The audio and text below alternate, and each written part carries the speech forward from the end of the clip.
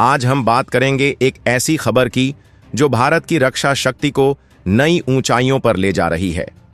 जी हां, भारत ने फ्रांस से 26 राफेल फाइटर जेट्स खरीदने के लिए $7 बिलियन यानी करीब 63,000 करोड़ रुपए की डील को मंजूरी दे दी है।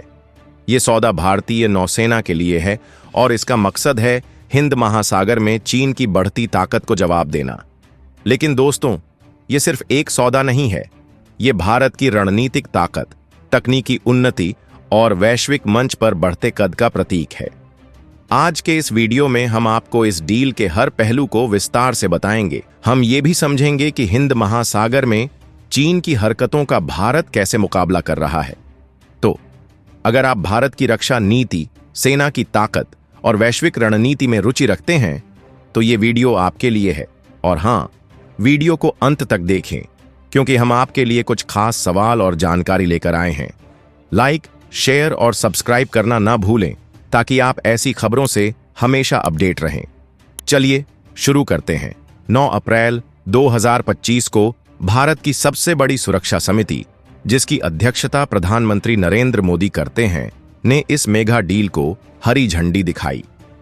इस सौदे में भारत फ्रांस की कंपनी दसॉ एविएशन से 26 राफेल फाइटर जेट्स खरीदेगा। इनमें 22 सिंगल सीटर जेट्स होंगे यानी एक पायलट वाले और 4 ट्विन सीटर जेट्स होंगे यानी 2 पायलट वाले। ये जेट्स भारतीय नौसेना के लिए हैं और इन्हें खास तौर पर हमारे विमानवाहक पोत INS विक्रांत और INS विक्रमादित्य पर तैनात किया जाएगा। इस सौदे की कीमत है $7 बिलियन, जो भारतीय रुपये में करीब 63,000 करोड़ रुपये है। दोस्तों, ये कोई छोटा मोटा खर्चा नहीं है, लेकिन जब बात देश की सुरक्षा की हो तो भारत कोई कसर नहीं छोड़ता। ये जेट्स भारतीय नौसेना की ताकत को कई गुना बढ़ाएंगे, खासकर हिंद महासागर में, जहां चीन अपनी नौसैनिक मौजूदगी को तेजी से बढ़ा रहा है। इस डील को जल्द ही औपचारिक रूप दिया जाएगा और खबरों के मुताबिक फ्रांस के रक्षा मंत्री भारत का दौरा करेंगे ताकि इस सौदे पर हस्ताक्षर हो सकें। लेकिन सवाल ये है, ये राफेल जेट्स इतने खास क्यों हैं? राफेल जेट्स को फ्रांस की कंपनी दसॉ एविएशन बनाती है और ये दुनिया के सबसे उन्नत फाइटर जेट्स में से एक हैं। राफेल का मतलब है तूफान या आग का झोंका, और ये जेट अपने नाम को पूरी तरह सही ठहराता है।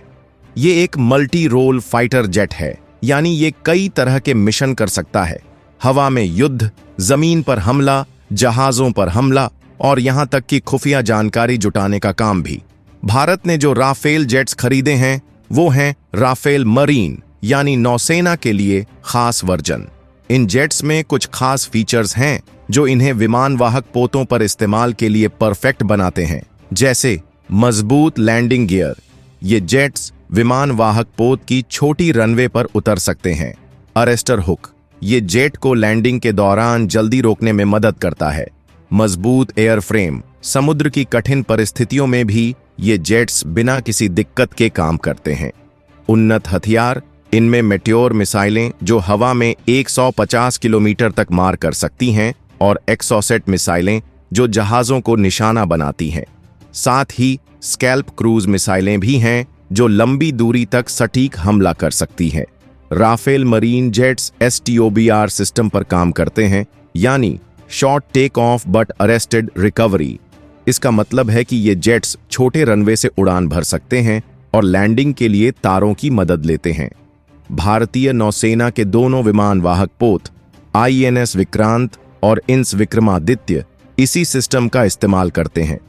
दोस्तों, ये जेट्स सिर्फ मशीनें नहीं हैं, ये भारत की सामरिक ताकत का प्रतीक है। लेकिन सवाल ये है कि भारत को इन जेट्स की जरूरत क्यों पड़ी? इसके लिए हमें हिंद महासागर की स्थिति को समझना होगा। हिंद महासागर भारत की सुरक्षा और अर्थव्यवस्था के लिए बहुत महत्वपूर्ण है। भारत का 90% से ज्यादा समुद्री व्यापार इसी रास्ते से होता है।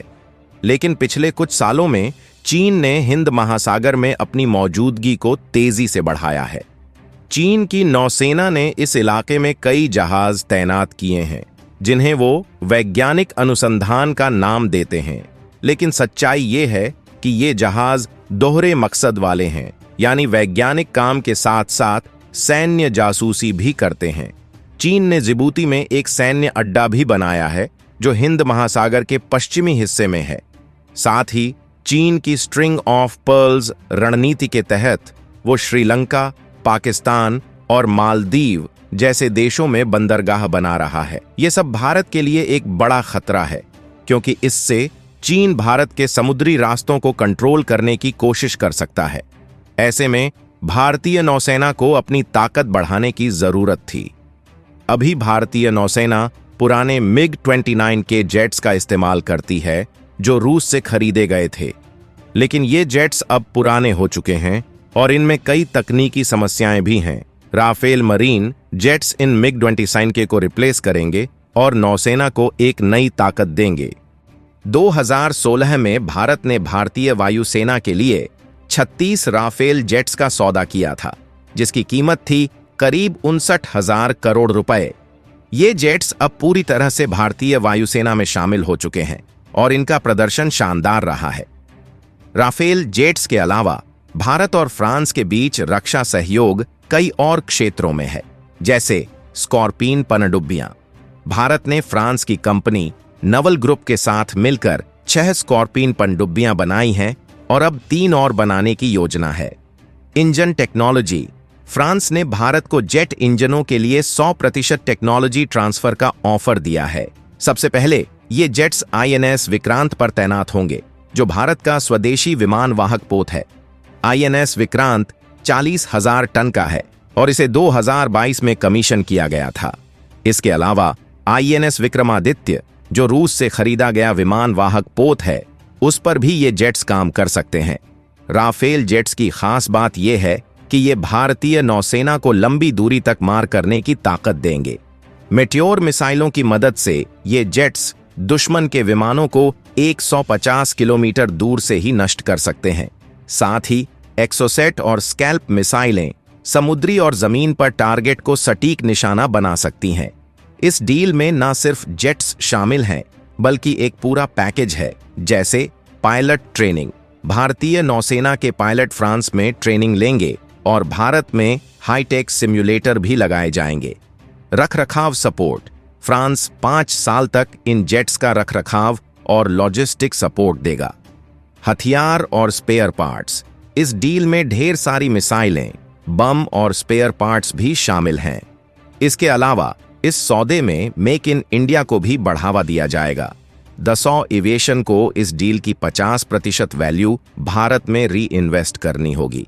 इसका मतलब है कि भारतीय कंपनियां जैसे L&T, महिंद्रा और कल्याणी ग्रुप राफेल के पार्ट्स बनाएंगे। तो आपको अगर हमारा वीडियो पसंद आया है तो ऐसे ही वीडियो देखने के लिए वीडियो को लाइक करें, चैनल को सब्सक्राइब करें। धन्यवाद।